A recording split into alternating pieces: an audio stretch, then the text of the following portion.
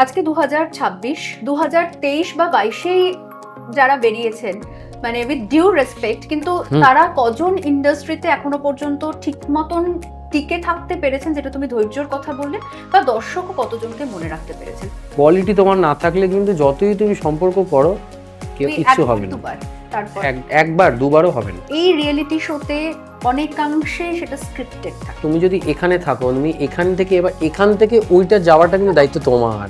এবার এখান থেকে you should not come back, বা ইউ শুড নট থিঙ্ক যে আমি এখানে পৌঁছে গেছি মানে দিস ইজ দ্য স্টার্স, যে আমি স্টার্সের মধ্যে আছি, এটা কিন্তু নয়। এখানে তুমি মাঝমাঠে আছো। এবার এখান থেকে তুমি যখন আরও উঠবে তখন দেখবে মাঝমাঠ আর নেই, মানে কোনটা মাঝমাঠ তুমি অ্যাকচুয়ালি বুঝতে পারবে না। তো ম্যাক্সিমাম মানুষ না এই জায়গাটা অ্যাচিভ করার পরে দে লস্ট। কোনো একদিনের পারফরমেন্স যেখানে হয় না, মানে একটা ফিল গুড ফ্যাক্টর, মানে আমি যেটা বললে যে নিজে পারফর্ম করে বোঝা যে না ঠিক হয়েছে আজকে। That performance was very very special. শানুদা উঠে এসে নিজের হাত থেকে ঘড়ি খুলে আমাকে পরিয়ে দিয়েছিলেন, তো ওইটা খুব স্পেশাল। আমাকে হরিহরনজি পণ্ডিতজি আমাকে বলে ডাকতেন। আমাদের সময় যে যারা জাজেস প্যানেল ছিল তাদের কাছ থেকেও প্রচুর শিখতে পেরেছি, মানে ইনক্রেডিবল জাজেস প্যানেল, মানে শানুদা, আলকাজি, হরিহরনজি, এবং প্রত্যেক মাসে দুবার করে আশা ভোসলে আসতেন, মানে which was a big boost. মানে ওনার কাছে টুকটাক যেটুকুন 1%ও যদি জানতে পারি সেটা আমার কাছে 1,00,000%-এর মতো।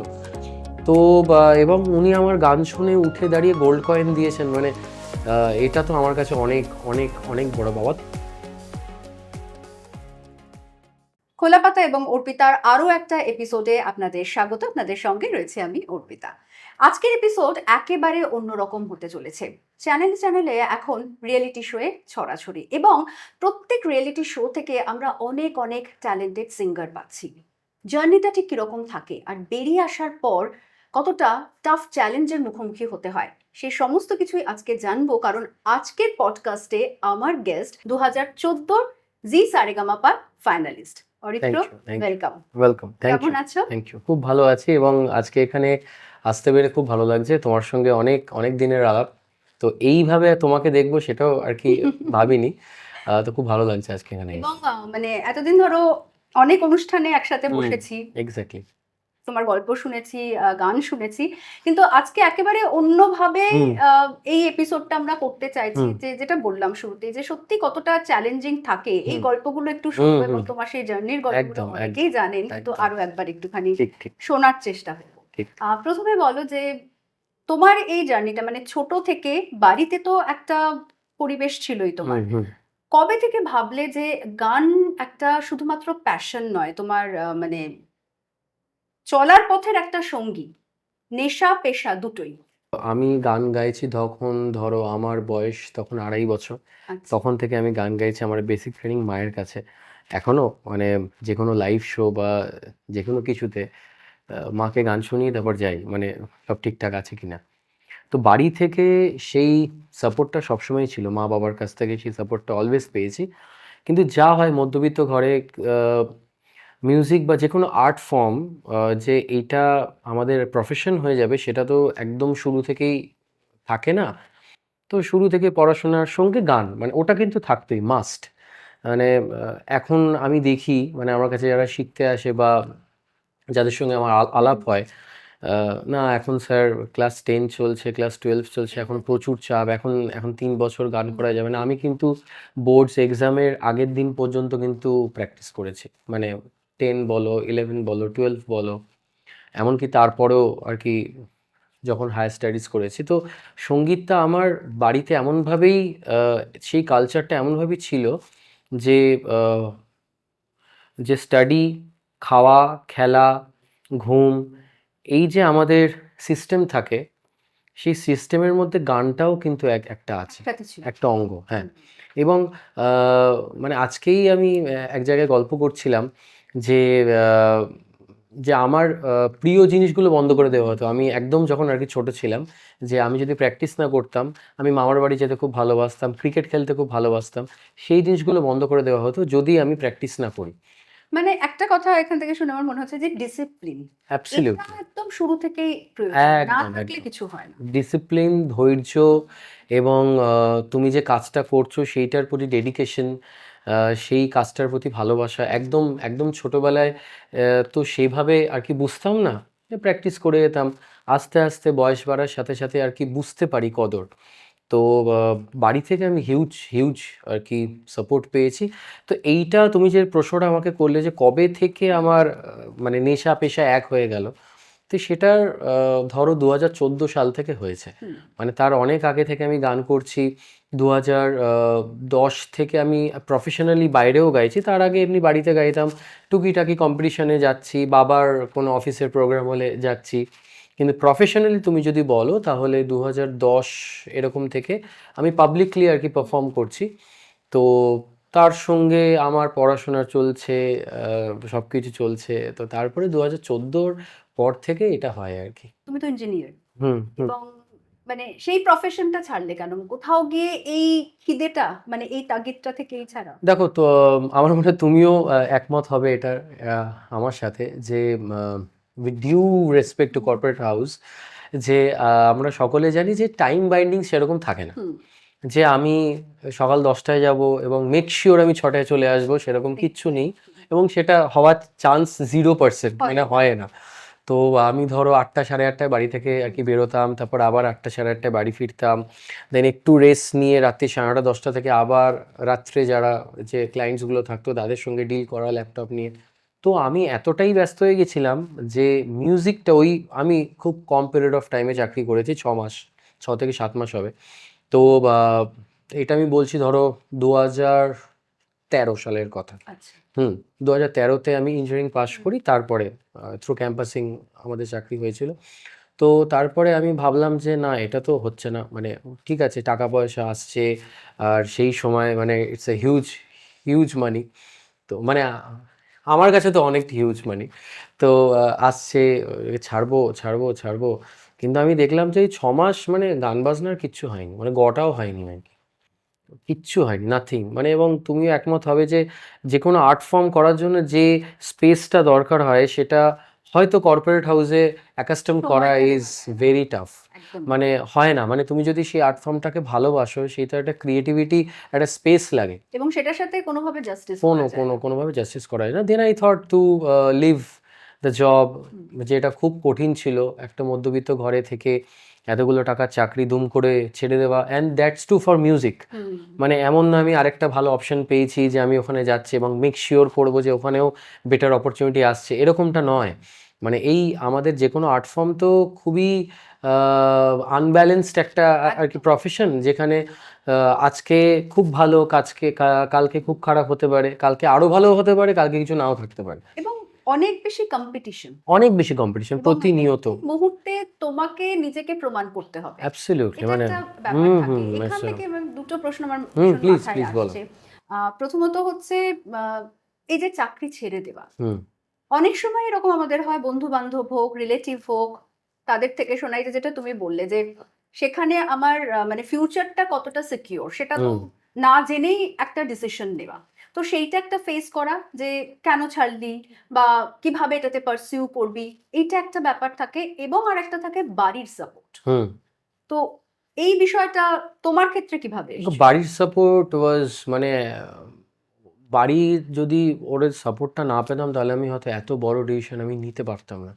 মানে আমি যখন বলেছি মা বা বাবা, আমি মানে এটার সঙ্গে আমার সঙ্গে গানটা ঠিক যাচ্ছে না, এবং ওদের ছোটবেলা থেকেই মানে আমার সঙ্গে গানটাই মানে ওরা সবসময় দেখতে চাইতো, মানে আমি বিশাল বড় একজন সঙ্গীত শিল্পী হতে পারছি এটা দেখছি, টিভিতে দেখছি, বা আমি কিছু একটা করছি মিউজিক নিয়ে, যেহেতু ছোটোবেলা থেকে গান বাজনা করতাম। এবং আমাদের ফ্যামিলিতে মানে বাবার ফ্যামিলি বলো, মায়ের ফ্যামিলি বলো, প্রত্যেকেই টুকিটাকি কিন্তু গান বাজনা করতো, আচ্ছা, ঠিক আছে, মানে ওরকম পরিবেশ নয়। ছিল বাড়িতে। হ্যাঁ, ওরকম নয় যে আর প্রফেশনালি গান বাজনা করতো, কিন্তু প্রফেশনাল ভাবে নয় কিন্তু কেউই। এবং তাদের বিশেষ করে বাবার ফ্যামিলিতে মানে সে মানে সেটা হচ্ছে মানে চাকরি is the main thing, which also I support, মানে যেটার সঙ্গে কোনো আর দ্বিমত থাকা উচিত নয়। According to their perspective they are right. 2013 ডিসেম্বরে মোস্ট প্রবাবলি আমি যখন চাকরি ছাড়ি, তো উইদিন উইক আমি কিন্তু তোমার ওই গভর্নমেন্ট সার্ভিসের জন্য আমি আবার আর কি তোমার সব আর কি পড়াশোনা করি। হ্যাঁ, একটা ইনস্টিটিউশনে ভর্তি হই 2014 সালে, অ্যারাউন্ড এপ্রিল ফার্স্ট উইক হবে। স্ক্রিনে আসে বড় বড় করে জি বাংলা সারেগামাপা অডিশন। তো মা আমাকে বলে যে একটু যাবি, গিয়ে দেখবি। কারণ আমি আর কি যাদের সঙ্গে শিখতাম, ধরো অনিক, অন্বেষা, শোভন, এরা তখন অলরেডি দে হ্যাভ অ্যাপিয়ার্ড, ঠিক আছে। তো যাই হোক, একসঙ্গে আমরা যখন শিখতাম, এতটা বন্ডিং আমাদের, তারা যখন গেছে তো এটা আরও বেশি ইচ্ছা হবে যে যে আর কি আমিও যাই, আমাকেও দেখুক এত বড় একটি মঞ্চে। মানে ইটস আ মার্ভেলাস স্টেজ। মানে আমি রিসেন্টলি পারফর্ম করলাম আবারও। তো ওই মঞ্চে গেলে না মনে হয় যেন আবার সেই পুরনো স্মৃতিগুলো পাচ্ছি। তো সেই সময় যখন অডিশন আসে, তো আমাকে আর কি বাড়ি থেকে বলা হয় যে আমি একটু যাই। তো আমি তখন বলি, দেখো মা, আমি এত বড় মঞ্চে গাওয়ার মতো কি তৈরি আদেও? যেহেতু আমি এখন অন্যভাবে যাচ্ছি, আমি গানটা তো অবভিয়াসলি সঙ্গে রাখবো, কিন্তু এই চাকরিটা পেয়ে নি, তারপরে আমি অনেকটা সময় পাবো। তো বলে ঠিক আছে, এখন তো ফ্রি আছিস, একবার গিয়েই দেখ না কি হবে, ওয়ার্স্ট কেস কি হবে, ইউ উইল কাম ব্যাক। মানে এর থেকে তো ওয়ার্স্ট কেস কিছু হবে না, তুই মানে হ্যাঁ হবে না, মানে হ্যাঁ মানে এর থেকে আর খারাপ কি বা হতে পারে। আর এখানে এমন নয় যে তোকে কেউ নিয়ে যাচ্ছে, তুই স্বেচ্ছায় যাচ্ছিস, হলে হবে, না হলে না হবে। একটু আপনাদেরকে বলো, মানে যারা দেখবে হয়তো এই এপিসোডটা, অনেকেই হয়তো আগামী দিনে ওই মঞ্চে যেতে চাইবে, এই ট্যালেন্টেড শো থেকে তারা উঠে আসতে চাইবে। তো এক্স্যাক্টলি কিভাবে এই পুরো প্রসেসটা হয়? তো আমার এখনো ডেট মনে আছে, 27th এপ্রিল ছিল ফার্স্ট যে অডিশনটা হয়েছিল। তো বাবা আগের দিন রাত্রেবেলা গিয়ে দিয়েছিল লাইন, 7টা-8টার সময়। তো আমাকে রাত 12টার সময় ফোন করে বলে আমি আর পারছি না, অনেক রাত হয়ে গেছে, স্বাভাবিক। বললাম ঠিক আছে তুমি এসো। বলছে আমি একজনকে একটু দায়িত্ব দিয়ে যাচ্ছি, আমার আগে যে আছে তাকে একটু বলেছি। বললাম যে তুমি বলেছো সে শুনবে, মানে এটা তুমি কি করে বিশ্বাস করলে যে শুনবে? বলে না না, আমি তাকে অনেকবার আর কি বলেছি, আমার মনে হয় শুনবে। আমি একটু রেস্ট নিয়ে, ঘন্টা 2-3 রেস্ট নিয়ে আবার যাচ্ছি, তুই তারপরে আয়, বা তুই ঘুমিয়ে টুমিয়ে আয়, কারণ তোকে এখানে এসে পারফর্ম করতে হবে, তুই তো সারা রাত্রির এখানে এইভাবে করে ঠিক না, আমি আছি। সেই দিনই থাকে? হ্যাঁ সেদিনই, হ্যাঁ সেদিন আমাকে সেদিন ফার্স্ট অডিশন ছিল, তো সেখানে আমাকে গাইতে হতো। তারপরে আর কি যে আমি যদি সিলেক্ট হই তা নেক্সট রাউন্ডে ডাকবে। তো ওখানে নেমেছি আর আমার নাম ডাকছে, মানে এতটাই কোইন্সিডেন্স। আমি জাস্ট নেমেছি, মেন্টাল প্রিপারেশন সেটা হ্যাঁ নেওয়ার সময় হ্যাঁ, আমি জাস্ট নেমেছি, আমার নাম যে নাম্বারটা ছিল, ওই নামটা মানে নাম্বারটা ডাকছে, তো আমি আর কি ভেতরে ঢুকে গেলাম অ্যারাউন্ড 8:30টার। কারণ পুরো জলের মতো আর কি খেয়াল আছে, 12 বছর হয়ে গেছে। তো আমি ঢুকলাম, ঢুকে বেশ কিছু ফর্ম ফিল আপ করতে হলো, কোথায় নাম, কোথায় শিখি না, অ্যাড্রেস, এই সেই ব্যাকগ্রাউন্ড করার পরে আমি একটি ঘরে ঢুকলাম।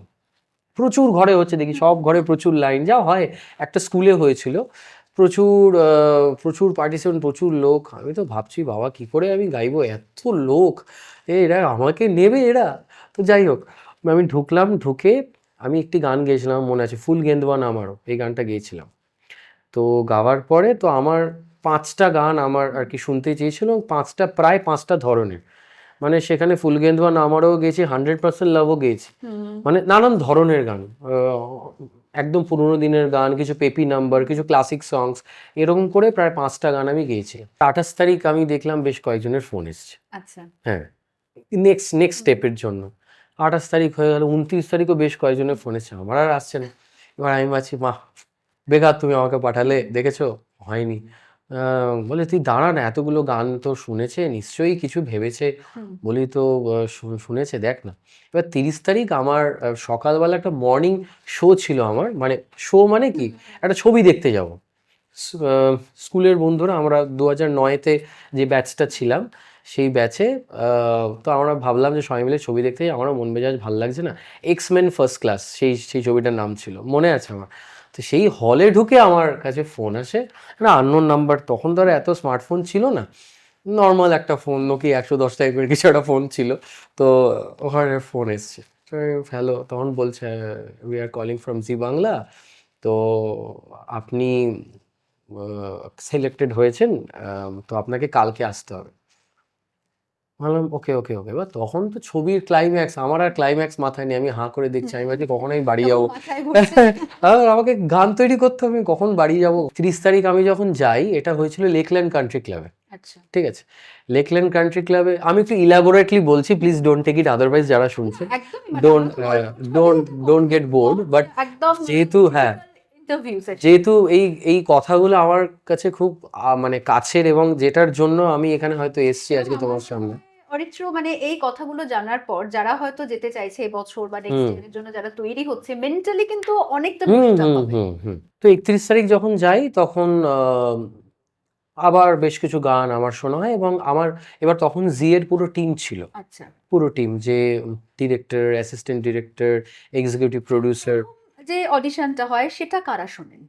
সেটা মানে আমার ঘরে যিনি ছিলেন নর্মাল, তিনি আর কি, সেটা এক্স পার্টিসিপেন্ট হয়, আচ্ছা, ম্যাক্সিমাম এক্স পার্টিসিপেন্ট হয়, এবং যারা খুব রিনাউন্ড মিউজিশিয়ান, যাদেরকে আমরা টিভির পর্দায় দেখি, বাবুয়া কাকুকে দেখি, গৌতম কাকুকে দেখি, তো এরা এরা আর কি নেন। তো তো এরা আর কি হয়েছিল, তো তারপরে পুরো জিএ টিম ছিল, যেখানে বেশ কিছু মিউজিশিয়ান ছিল, এবং মিউজিশিয়ানের সাথে আমাকে গাইতে হতো আচ্ছা, তখন। তো সেদিনকে I was not up to my mark, মানে খুব একটা ভালো হয়নি, মানে বাড়িতে এসে বিশাল ঝাড় খেয়েছিলাম। হ্যাঁ, এই যা হয় আর কি। হ্যাঁ, কোনো একটা ইয়ে নেই, কোনো প্র্যাকটিস, সিরিয়াসলি। কোনো সিরিয়াসনেস নেই, প্র্যাকটিস করার নামগন্ধ নেই, বাড়ি চল দেখিয়ে দেবো, এই সেই হোয়াটেভার। তো আমি তো শুনছি, আমি বলে হায় ভগবান, কি আমি কি করলাম, এসে আবার ভুল হয়ে গেল, এই সেই। তো যাই হোক, মানে আমি অতটা, আমি মনে মনে ভাবছিলাম যে অতটাও খারাপ হয়নি, কিন্তু খুব একটা ভালো হয়নি। খুব একটা হ্যাঁ, স্যাটিসফাইড। অ্যাবসলিউটলি খুব একটা স্যাটিসফাইড নই আমি। তো সেদিনকে রাত্রেবেলায় আবার একটা ফোন এসেছিল, আচ্ছা, বাড়ি ঢুকেও তখন উত্তাল ঝাড় খাচ্ছি। তো তখন আমার কাছে একটা ফোন এসেছিল যে আপনাকে কালকে আরেকবার আসতে হবে ফর ফাইনাল অডিশন। তো আমি ভাবলাম, মা তুমি এত আমায় ঝাড়লে, দেখো ফাইনাল অডিশনের জন্য এসছে, হ্যাঁ তুই ওই আশায় থাক, কোনো সিরিয়াস নেই। এবার যেই বলেছে, মানে আমি তখন সিরিয়াসলি বলে লেগে পড়েছি, বুঝেছো।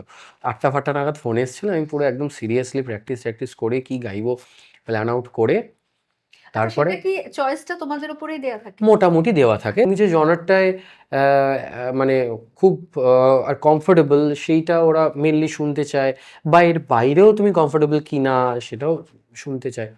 তো আমি গেলাম সেনকে গিয়ে, সেনকে অডিশন ওয়াজ গুড, এবং আই ওয়াজ কনফিডেন্ট যে কিছু হবে। এবার আমি যখন ঢুকলাম, তখন আমি শুনলাম যে 1জন বা 2জনকে নেওয়া হবে আচ্ছা, আউট অফ 150।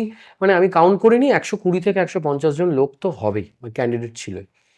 এবার আমার আমি একটু পরে গেছিলাম, তো আমার পারফরমেন্সটা প্রায় শেষের দিকে, মানে আমার পরে একজন ছিল শেষ, আচ্ছা, এরকম। তো আমি দুপুরবেলা গিয়েছি, তখন প্রায় সন্ধেবেলা 6:30-7টার সময় গিয়েছি। তো গাওয়ার পরে তো আমি বললাম, মা আজকে ভালো গেছে, মাও কিছু বলেনি, তখন বুঝতে পারলাম না ঠিক আছে, কিছু বলছে না যখন, তখন ঠিকঠাক হয়েছে। তো বাড়ি যেতে যেতে ঢুকতে না ঢুকতে আমার কাছে কল আসে যে তোমাকে উম, কালকে আসতে হবে, কালকে আসতে হবে। এটা আমি বলছি, ধরো পুরো প্রসেসটা 5 দিনের মধ্যেই হয়েছে কিন্তু, মানে first audition, second audition, third audition, পুরোটা 5 দিনের মধ্যে, যে তোমাকে কালকে আসতে হবে, এবং 1 মাস বা 2 মাসের ব্যাগ প্যাক করে আনতে হবে, এবং তার সঙ্গে 100টা গানের লিস্ট আনতে হবে। আচ্ছা। এবার তখন দেখো, অত নেট প্যাক এসব কিছু ছিল না তো। আমি ছোটবেলা থেকে ওই ওই ছোট যে টেপ রেকর্ডার ফাস্ট ফরওয়ার্ড করা হয় না, ওইভাবেই গান, মানে মা লিখতো, ওইভাবেই শুনে, ধরো কোনো ওয়ার্ড মিস করে গেল আবার রিমাইন্ড করলো, বা আর কি ফরওয়ার্ড করলো, উইচ ওয়াজ ভেরি টাফ। মানে এখনকার দিনের কোনো, আমি জানি না, যারা তোমরা গান শিখছো, তোমরা ভাবতেই পারবে না যে এত স্ট্রাগলটা করা, এক্স্যাক্টলি, মানে এখন ইটস আ এত হিউজ থিং। সহজ এবং এত কিছু তুমি হাতের কাছে চলে প্রত্যেকে, এসেছে। ধরো তোমার কোনো গান দরকার বা আমার কোনো গান দরকার, আমি জাস্ট সার্চ করছি, কথা পেয়ে যাচ্ছি, কি কম্পোজ করেছে পেয়ে যাচ্ছি, সব পেয়ে যাচ্ছি, সেই গানটাও পেয়ে যাচ্ছি। মানে আমি তখন, মানে প্রচুর রিয়েলিটি শো দেখতাম আমরা সবাই, আমি দেখতাম, মা দেখতাম।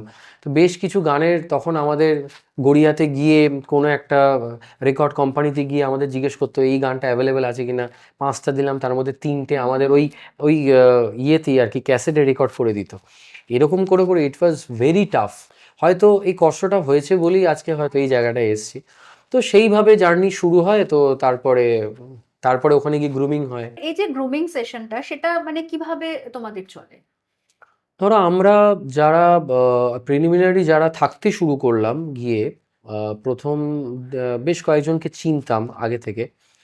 তার আগে আমি একটা ছোট একটা কম্পিটিশনে অ্যাপিয়ার করেছিলাম, ভয়েস অফ বেঙ্গল বলে। তো সেখানে আমি পুরো বাংলার মধ্যে ফার্স্ট হই। আচ্ছা। তো সেখানে থেকে বেশ কিছু সঙ্গে আলাপ হয়েছিল আমার। তো অ্যারাউন্ড 30 জন মনে হয় আমরা অপরচুনিটি পেয়েছিলাম, যারা থাকতে শুরু করলাম। তো তারপরে একদিন একদিন দুদিন এক সপ্তাহ যাওয়ার পরে আমরা শুনলাম যে 30 জনকে নিয়ে কিন্তু রিয়েলিটি শোতে শুরু হচ্ছে না। এখানে গ্রুমিং, এই যে তোমার গ্রুমিং প্রসেসটা হচ্ছে, এই প্রসেসের মধ্যে বেশ কিছু এলিমিনেট হবে, বেশ কিছু লোক টাটা বাই বাই করে দেবে। তো আলটিমেটলি হয়তো 19 জন 20 জন এদেরকে নিয়ে শুরু হবে, মানে 10-11 জন তো বাদ যাবে। গ্রুমিংয়ে মানে অনেক কিছু শিখতে পেরেছি, মানে এটা সত্যি কথা। ইন ডিটেল আমরা যেটা বলি যে একদম ডিটেলিং, প্রত্যেকটা গানের যে ডিটেলিং, প্রত্যেকটা গানের প্রেজেন্টেশন, বা প্রত্যেকটা গানের কোন শব্দটা কিভাবে বলা উচিত, কোন অক্ষরটা কতটা প্রেশার দিয়ে বলবো, কোন কাজটা কতটা পারফেক্ট হলে অরিজিনাল গান আর আমার গানের মধ্যে খুব একটা পার্থক্য থাকবে না, এই জিনিসগুলো না খুব মাইনিউটলি শিখতে এই পেরেছি। গ্রুমিং সেশনটা কারা করান? আমরা মানে আমি খুব কাছ থেকে আর কি রথিজিৎদাকে পেয়েছিলাম, খুব আচ্ছা। কাছ থেকে। সেই সময় অ্যাজ আ আর কি গ্রুমারই ছিলেন, এখন উনি মানে হেড মিউজিক ডিরেক্টর আর কি হয়ে হয়ে গেছেন। কিন্তু আমরা অনেক কিছু শিখতে পেরেছি রথিজিৎদার কাছ থেকে সেই সময়। একদম একদম হারমোনিয়াম, তুমি আছো বসে, ধরো একটা হারমোনিয়াম নিয়ে আমি এখানে গান গাইছি, আমি এখানে প্রত্যেকটা গান কিন্তু কারেক্ট করছি, মানে কি হবে এইভাবে পেয়েছি। আর কি শুধুমাত্র রথিজিৎদা নয়, আমরা অয়নদাকে পেয়েছি, দীপানিতাদিকে পেয়েছি, তারপর ঝুমুর দিকে পেয়েছি, এরকম প্রচুর মানুষ। প্লাস আমাদের সময় যে যারা জাজেস প্যানেল ছিল তাদের কাছ থেকেও প্রচুর শিখতে পেরেছি, মানে ইনক্রেডিবল জাজেস প্যানেল, মানে শানুদা, আলকাজি, হরিহরনজি, এবং প্রত্যেক মাসে 2বার করে আশা ভোসলে আসতেন, মানে which was a big boost. হ্যাঁ, মানে ওনার কাছে মানে ওনার কাছে টুকটাক যেটুকুন 1%ও যদি জানতে পারি, সেটা আমার কাছে 1 লাখ%-এর মতো। তো এবং উনি আমার গান শুনে উঠে দাঁড়িয়ে গোল্ড কয়েন দিয়েছেন, মানে এটা তো আমার কাছে অনেক অনেক অনেক বড় বাবা। তো অনেক কিছু শিখতে পেরেছি এবং কাছ থেকে সেই অপরচুনিটিগুলো কিন্তু আমরা সাংঘাতিক পেয়েছি। আর একটা কথা একটু বলো, মানে আমরা শুনে থাকি হুম যে, বা যারা দর্শক তারা বেশি মনে করেন এটা হুম অনেক ক্ষেত্রে, যে এই রিয়েলিটি শোতে অনেকাংশে সেটা স্ক্রিপ্টেড থাকে। দেখো, যে কোনো টেলিভিশন শো কিছুটা তো স্ক্রিপ্টেড ডেফিনেটলি থাকবে, এবং হুম ধরো আমরাও যে আজকে আলোচনা করছি, আমরাও একটা প্ল্যানিং নিয়ে এগোচ্ছি যে এই এই বিষয়গুলো আমরা আজকে আলোচনায় রাখবো, যেটা যারা দেখছেন হুম তাদের অ্যাটলিস্ট যাতে আগামী দিনে হুম মানে কিছু তারা জানতে পারেন এটা থেকে। তো সেই রকম তো একটা ফরম্যাট ডেফিনেটলি থাকে, সেটা স্ক্রিপ্ট প্রয়োজন। কিন্তু এই যে পারফরমেন্স ফাইনালি, এই পারফরমেন্সের মধ্যে দিয়ে কে এগিয়ে যাবে, এটাও কি স্ক্রিপ্টেড থাকে না? দেখো, আমি কখনো না সেটা ফেস করিনি, মানে আমি তোমাকে অনেস্টলি এবার বাইরের কাছে অনেকের কাছে অনেক কিছু শুনি, এবং আমি ধরো তখন অডিশন দিয়েছি, এখন আমি নিই অডিশন ওদের, এবং সেখানেও প্রচুর কথা শুনতে হয় যে অডিশনে চান্স পেতে গেলে প্রচুর টাকা পয়সা লাগে। এটা খুব ফালতু কথা, পুরোটাই আগে থেকে ডিসাইডেড এটা যে খুব বাজে কথা। এবং আমি হবে। তোমাকে মানে এটা খুব খারাপ লাগলেও আমার মনে হয় যে যারা অপরচুনিটি সেভাবে পান না তারাই কিন্তু ম্যাক্সিমাম গিয়ে বলেন এই এই ধরনের কথাগুলো। আমার মনে হয় এইসবে না ওয়েস্ট করে নিজেকে কিভাবে পলিশ করা যায় সেই দিকে যদি ধ্যান দেওয়া যায়, আমার মনে হয় যে তারা কিন্তু ওই মঞ্চে গিয়ে গাইতে পারবে। আমি তাদের মুখ থেকেও শুনতে পারি, মানে তারা এসে ইনফ্যাক্ট বলে যে একজন আমাকে এই জাস্ট আর কি, এই জাস্ট এবারে যেটা হচ্ছে, একজন আমাকে এসে বলছে, স্যার আমি কি চান্স পাবো? বললাম যে হ্যাঁ, মানে গান গাইলেই চান্স পাবে। বলছে না, আমার দাঁতটা না একটু ভাঙা, আমার মনে হয় না আমি চান্স পাবো। বললাম দেখো, এটা তো স্বয়ম্বর নয়, মানে এটা তো তোমার গানের কম্পিটিশন। তুমি ভালো গাইলে তোমার কি ডিফেক্ট আছে লুক ওয়াইজ সেটা ডাজন্ট ম্যাটার, তুমি যদি আউটস্ট্যান্ডিং গাও ওটাই কিন্তু বেরিয়ে আসবে, বাকিগুলো কিন্তু বেরোবে না।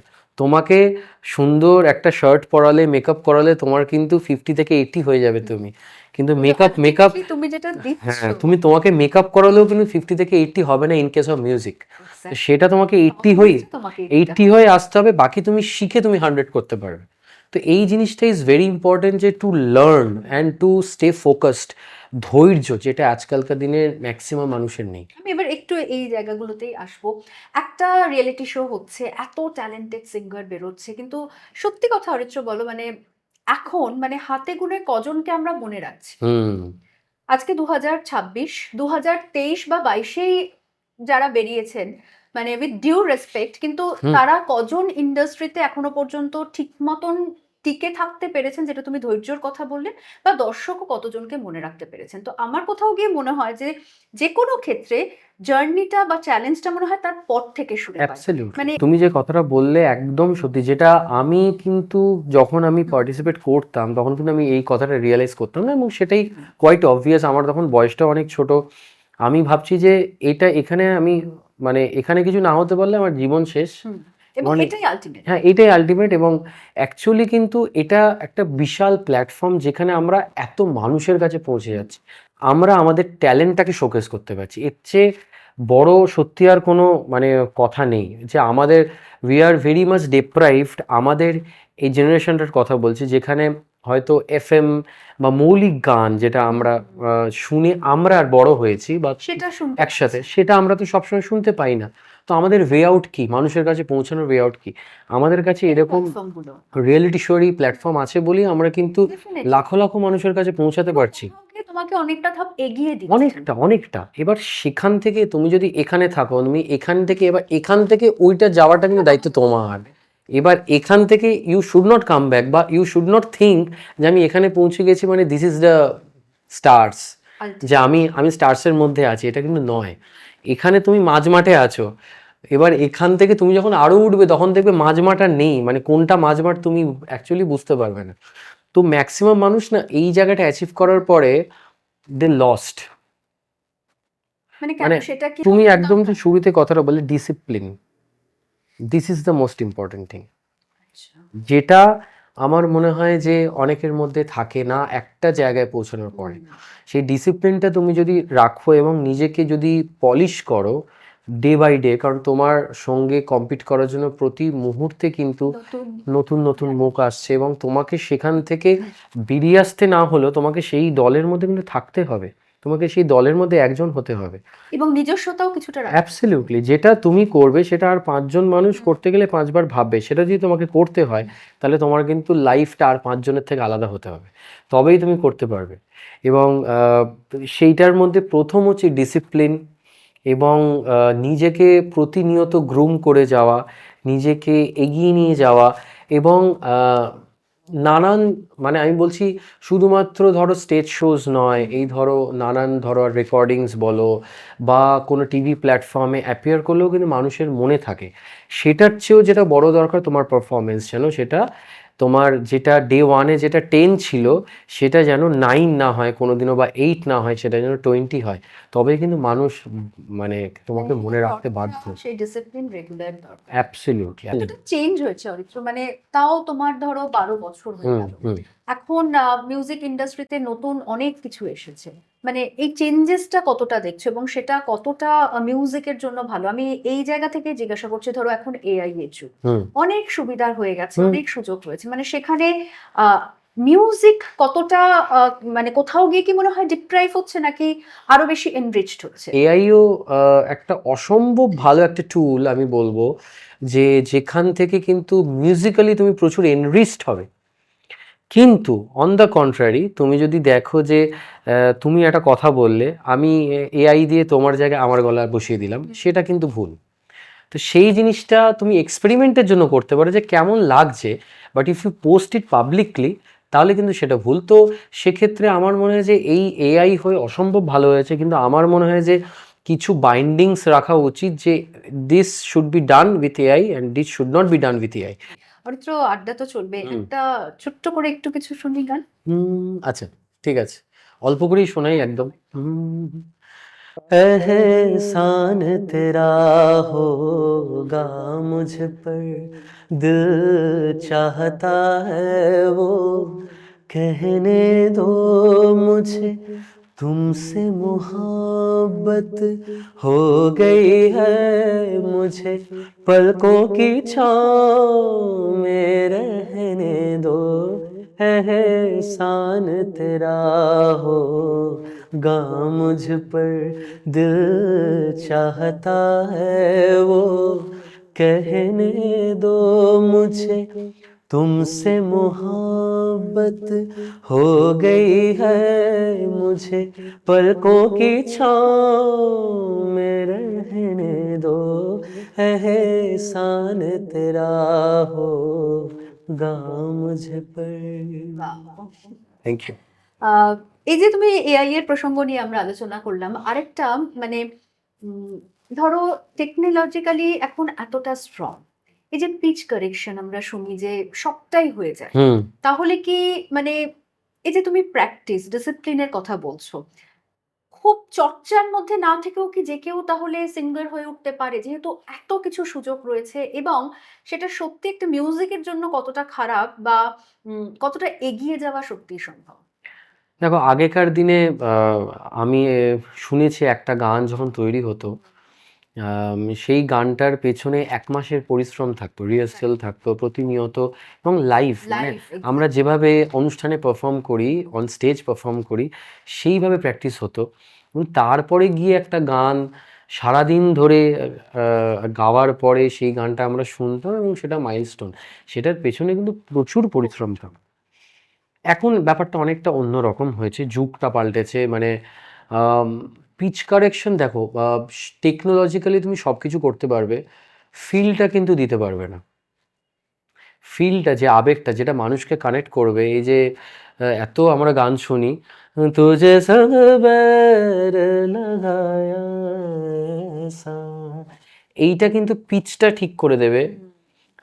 আমার কোনো দমের জায়গাগুলো থাকলে, ধরো আমি এইটার মধ্যে 7 বার দম নেই, তুঝে সব बैर, এটা পুরো জয়েন হয়ে যাবে, কিন্তু মানুষ যখন শুনবে লাইনটা বুঝতেই পারবে না আমি 7-8 বার দম নিয়েছি। দম নিয়েছো। পিচ করে দেবে একদম পারফেক্ট, ফিলটা দিতে পারবে না আর কাজ দিতে পারবে না, সেটার জন্য অধ্যবসায়ই লাগবে। তো আমি তোমার কবিতাও ইনফ্যাক্ট শুনেছি, কোনো একটা আর কি আমরা একসাথে ছিলাম মনে হয়, সেখানে তুমি একটি কবিতা বলেছিলে, যে এক্সপ্রেশনটা তুমি দিয়েছিলে সেটা কিন্তু কোনো সফটওয়্যার করতে পারবে না। আরেকটা যেটা হচ্ছে যে কাজগুলো এই জিনিসটা কিন্তু কোনো সফটওয়্যার করতে পারবে না, এটার জন্য তোমাকে ওই রেয়াজি করতেই হবে। পিয়ার ইন্ডাস্ট্রিতে কতটা দরকার? পিয়ার যদি ঠিকঠাক না থাকে তাহলে কি সত্যিই কাজ পাওয়া যায় না? পিআর থাকাটা আজকের দিনে দাঁড়িয়ে তো ইম্পর্ট্যান্ট। মানে পাবলিক রিলেশন আমরা বলি, দেখো রিলেশন তো হওয়া তো খুবই ভালো। আমি আমি আমি এটা আর কি মনে করি, জোকস আবার, মানে যে কোনো মানুষের সঙ্গে, সে বন্ধু হোক বা যে আমার গাইডলাইন হোক, মানে যাদের যাদের থেকে অনুপ্রাণিত হয়েছি তাদের সাথে হোক, বা যাদের থেকে অনুপ্রাণিত হতে পারি তাদের থেকে হোক, রিলেশনটা কিন্তু ইজ ভেরি ইম্পর্টেন্ট আজকের দিনে দাঁড়িয়ে। ধরো আজকে আমার জায়গায় আরেকজন আসতে পারতো, তোমার তোমার সঙ্গে আমার সেই বন্ধুত্বটা আছে বলে তুমি কিন্তু আমার আমার কথাটা তোমার মাথায় এসছে, তো এটাও is an example of peer. তো সেই অর্থে আমি যদি বলি, তো পাবলিক রিলেশনটা কিন্তু দরকার। মানে আমি যদি একদম কোণঠাসা হয়ে বাড়িতে থাকি, তাহলে কিন্তু মানে পাবলিকলি কাজ করাটাও খুব মুশকিল। মানে মুশকিল বলতে সে কাজ পাবে না আমি সেটা বলছি না, মানুষের ট্যালেন্ট থাকলে, তার ভাগ্য থাকলে, তার অধ্যবসায় থাকলে, সে আজকে না পেলেও সে কালকে তাকে মানুষ উঠিয়ে নিয়ে চলে যাবে, এটা আমি সবসময় বিশ্বাস করি। কিন্তু পাবলিক রিলেশন বা পিয়ারটা থাকলে ভালো হয়। সবসময় কাজের জন্য যে রিলেশন করলেই সাংঘাতিক কাজ হয়ে যায়, এটাও খুব বাজে কথা। কোয়ালিটি তোমার না থাকলে কিন্তু যতই তুমি সম্পর্ক করো, কেউ কিচ্ছু হবে না। তারপর একবার দুবারও হবে না, দুবারও হবে না। দুবারও হবে না, কারণ হয়ে যাওয়ার পর তারপর তো লোকে দেখতে পাচ্ছে প্রোডাক্টটা কিন্তু অ্যাকসেপ্টেড হবে না। এবার একটু সোশ্যাল মিডিয়ার কথায় আসি। ইউটিউব বলো, ফেসবুক বলো, ইনস্টা বলো, মানে প্রত্যেক ক্ষেত্রে এখন কোথাও গিয়ে একটা খুব, যারা একদম সাধারণ মানুষ তাদের মধ্যে আছে আমার ফলোয়ার সংখ্যা কত, কতজন আমাকে ফলো করছে, মানে একজন, যারা তোমরা পাবলিক ফিগার, মানে তাদের কাছে সত্যি সেটা কতটা ম্যাটার? খুব ম্যাটার করে, কিন্তু আমি এটাই খুব উইক। মানে আমি তোমাকে সত্যি বলছি, রিসেন্টলি তাও একটু বেশি বেশি করে আর কি পোস্ট করা। আমি বলছি ধরো মানে 2014 পর থেকে বেরিয়ে কিন্তু আমার এরকম প্রচুর কাজের ছবি আছে যেগুলো আমি কোনোদিনও পোস্ট করিনি, এবং সেগুলো ভালো ভালো কাজ। কি হবে পোস্ট করে? আমার এটাই মনে হয় লোকে কি ভাববে এইসব। এটা কি মনে হয় এখন দাঁড়িয়ে যে এখন না, কিছু পিছিয়ে পড়তে হয় নাকি এটা করা দরকার? এটা করাটা দরকার। এটা করাটা দরকার আছে, কারণ মানুষ তোমাকে দেখতে চাই যে হোয়াট ইউ আর ডুইং। তুমি আজকে কি করছো, 10 দিন মার্কেটিং ইজ 10 দিন তুমি পোস্ট করছো মানে 10 দিন তুমি বাড়িতেই বসে আছো, এটা কিন্তু মানুষের মাইন্ডসেট হয়ে যায়। তুমি 10 দিন কিছু পোস্ট করছো না মানে তোমার হাতে আপাতত কিচ্ছু নেই, তাই তুমি করছো। But you should post. তুমি ধরো শান্তিনিকেতনে যাচ্ছ, তুমি এটা পোস্ট করো। তুমি কাজ করছো, সেটা তো অবভিয়াসলি তুমি পোস্ট করবে, মানে সেটা তোমার part and parcel.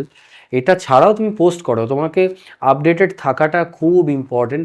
Recent টাইমসে after Covid আমি বলবো যে অনলাইন প্রেজেন্সটা খুব বেশি, মানে সেলফ মার্কেটিং দরকার বলছো, খুব বেশি বেড়ে গেছে। একটা খারাপ দিকের কথা বলবো, মানে ভেরি রিসেন্টলি আমরা দেখছি যেভাবে বিভিন্ন ক্ষেত্রে ট্রোলড এবং নানা ধরনের কমেন্ট, মানে সেগুলো সত্যি যখন যে কারোর সাথে এটা হতে পারে কতটা ডিমোরালাইজ করে দেয়। এবং সেই শুরুর জায়গাটাতেও যাব যে যখন একজন একজন করে এলিমিনেট হতো, মানে এই গ্রুমিংটাও তো তোমাদের হতো, যে একটা কাউন্সেলিং, যে একজন বেরিয়ে যাচ্ছে কিন্তু নিজেকে সেই জায়গাটাতে ঠিক রাখা যে আমি আজকেও যে পারফরমেন্সটা দেবো সেটা আমার একদম 100% পারফরমেন্স হবে। তো যখন এই সোশ্যাল মিডিয়াতে ট্রোলড হতে হচ্ছে, যখন এই ধরনের নেগেটিভ কমেন্ট আসছে, সেই জায়গাতে কতটা মুষড়ে পড়ো বা নিজেকে ঠিক রাখা সম্ভব? সোশ্যাল মিডিয়াটা এতটা বেশি ওপেন হয়ে গেছে, কোনো তো স্ক্রুটিনি নেই সেভাবে। তুমি ধরো আজকে গান গাইতে পারো না, আমি ধরো নাচ করতে পারি না, আমি সত্যিই পারি না। এবার আমি যদি এখন নিচে একটা পোস্ট করি তো আমাকে তো ট্রোলড হতেই হবে। মানে আমি যেটা জানি না সেটা ইচ্ছা করে আমি পোর্ট্রে করছি, সেরকম অনেক ক্ষেত্রে কিন্তু অনেক মানুষ এবার সেটা। এবং আরেকটা বিষয় তুমি দেখবে, তুমি এটা ভালো কিছু দিলে মানুষজন দেখে না। এটা আমি খুব খেয়াল করেছি। তুমি একটা ভালো তোমার কাজ, তোমার কবিতা পোস্ট করলে বা আমি এটা আমার গান পোস্ট করলাম, সেটায় যতটা না ভিউজ বা যতটা লাইকস হবে, তুমি এটা গিয়ে কোনো রেস্টুরেন্টে গিয়ে পঞ্চবর্ণ নিয়ে খাচ্ছ, সেটায় লাইক ভিউজ কমেন্টস অনেক বেশি হবে। আমার মনে হয় যে সোশ্যাল মিডিয়াতে যদি ওই বেসিক স্ক্রুটিনিটা থাকতো যে দিস শুড আই সে, কারণ অনেক কথাও আমরা শুনি যে কথাগুলো হয়তো পাবলিকলি বলার কথা নয়, সেই নানান ধরনের কথা কিন্তু আমরা শুনতে পাই যেগুলো হয়তো পাবলিকলি সবার সামনে বসে দেখার মতো নয়। কিছু মানে নানান ধরনের ভিডিও আমরা পাচ্ছি, নানান ধরনের তোমার কন্টেন্ট আমরা পাচ্ছি যেগুলো হয়তো পাবলিকলি দেখার মতো কন্টেন্ট নয়। তো সেইগুলো নিয়ে বেসিক একটা স্ক্রুটিনি থাকলে আমার মনে হয় খুব ভালো হতো। এবং খুব এক্সপেরিমেন্টাল জিনিস যেটা আমি নই সেসব জিনিস না পোস্ট করেই ভালো, তাহলে বেশি এটি ট্রোলড হতে হয়, এটা আমি দেখেছি।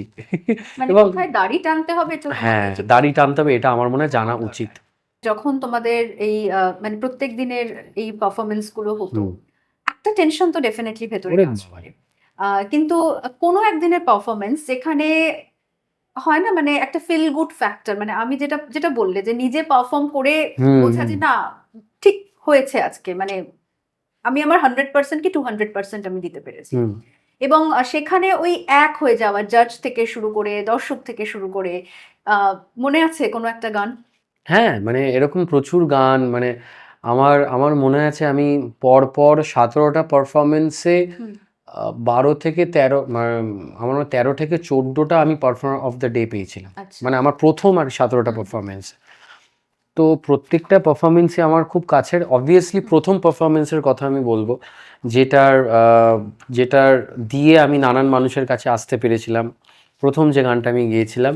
এবং তারপরে বেশ অনেক দিন পরে আরেকটি গান আমি গেয়েছিলাম, যে গানটি শুনে আমি প্রচুর প্রচুর সম্মান পেয়েছিলাম।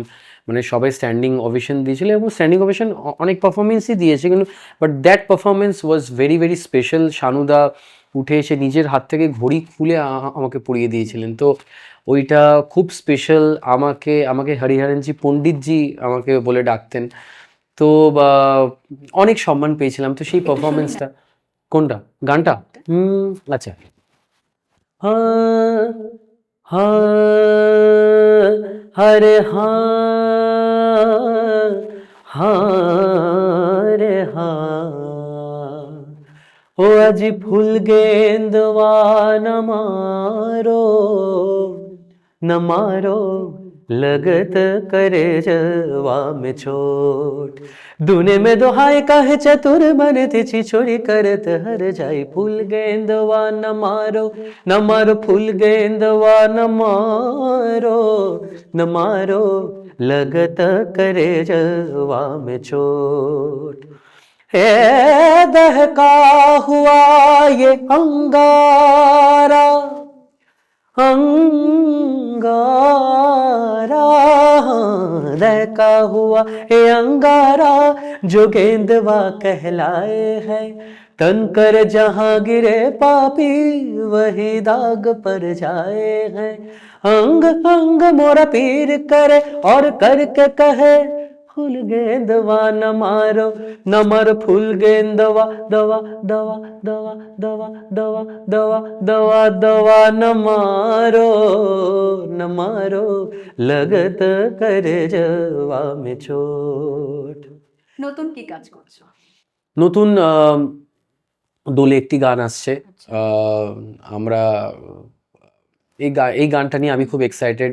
এই গানটি কম্পোজ করছে শোভন, আমার খুব প্রিয় বন্ধু শোভন।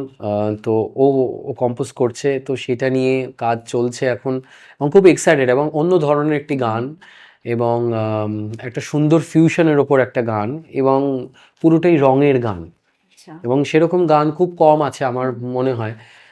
তো সেরকম একটি গান নিয়ে আসছি এবং সেটার কাজ চলছে আর পুরোদমে। আমার মনে হয় আপনাদের সামনে যখন আসবে, আমার মনে হয় এই গানটা আপনারা খুব ভালোবাসবেন, কেননা এই গানটা খুব খুব অন্যরকম একটি গান এবং অ্যারেঞ্জমেন্ট বলুন বা কথা বলুন, ইটস ভেরি ইউনিক। আমার মনে হয় সকলের ভালো লাগবে এই গানটি। একদমই, মানে আমরাও অপেক্ষায় থাকলাম। অ্যাবসলিউটলি, সেটা অ্যাবসলিউটলি। আর কি কি প্ল্যানিং রয়েছে 2026 আহ, ক্ষেত্রে?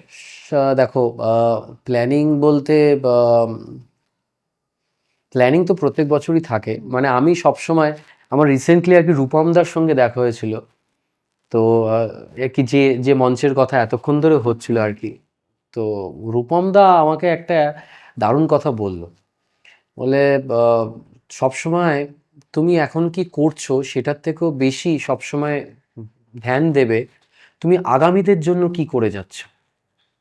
এটা কিন্তু তোমার কাছে সব থেকে বেশি ইম্পর্টেন্ট কাজ, এবং সেটার প্রতি তুমি যদি ডেডিকেটেড থাকো তাহলে দেখবে তোমার লাইফটা অটোমেটিক্যালি কিন্তু আপলিফটেড হচ্ছে।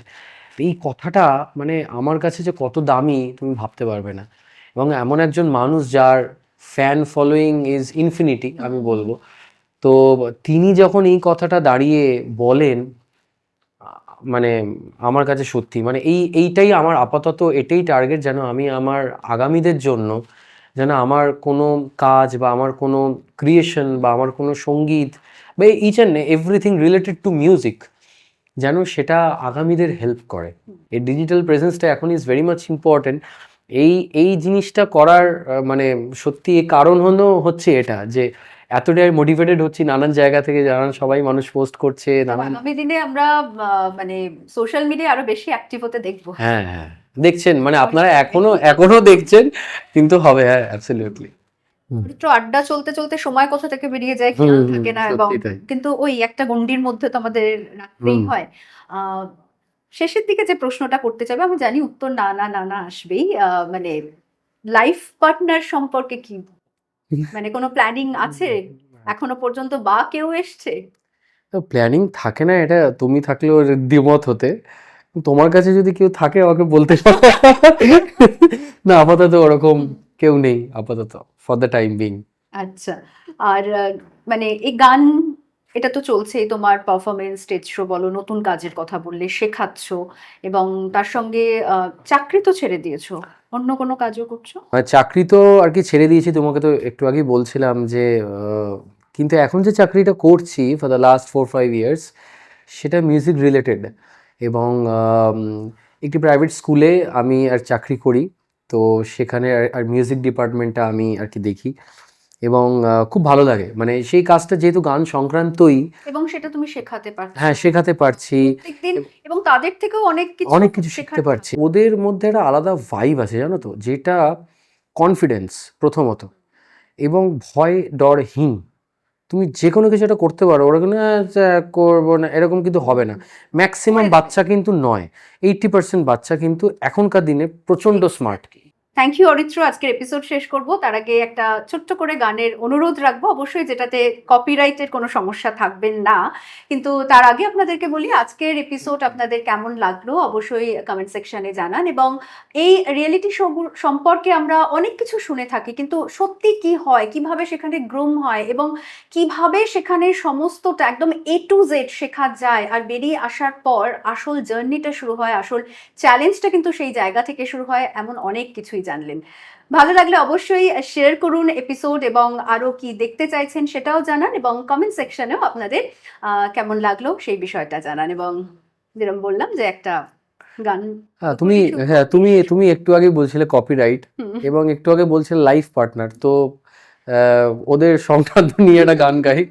হুম, নাচেন ভালো সুন্দরী এ বাঁধেন ভালো চুল, আরে নাচেন ভালো সুন্দরী আর বাঁধেন ভালো চুল, হেলিয়া দুলিয়া পরে একবার হেলিয়া দুলিয়া পরে না কেশরের ফুল বালা, হেলিয়া দুলিয়া পরে না কেশরের ফুল বালা, না কেশরের ফুল। সোহাগ সাঁদ বদনী ধ্বনি নাচো তো দেখি, সোহাগ সাঁদ বদনী ধ্বনি নাচো তো দেখি, বালা নাচো তো দেখি, বালা নাচো তো দেখি, বালা নাচো তো দেখি, সোহাগ সাঁদ বদনী ধ্বনি নাচো তো দেখি, সোহাগ সাঁদ বদনী ধ্বনি নাচো তো দেখি।